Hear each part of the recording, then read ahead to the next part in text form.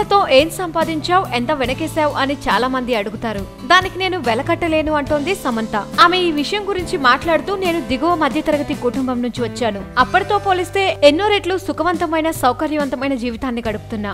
ఇదంతా నాకు సినిమానే ఇచ్చింది. అయితే ఇక్కడ నేను సంపాదించింది కేవలం డబ్బుతోనే కొలవలేను. అంతులేనంత ఆత్మవిశ్వాసాన్ని, నాపై నాకు నమ్మకాన్ని సినిమానే అందించింది. ఒకవేళ నేను సినిమాలు మానేయొచ్చు, ఈ రంగానికి దూరంగా వెళ్లిపోవచ్చు, కానీ అప్పుడు కూడా ఇంతే ఆనందంగా ఉంటా అంటోంది సమంత.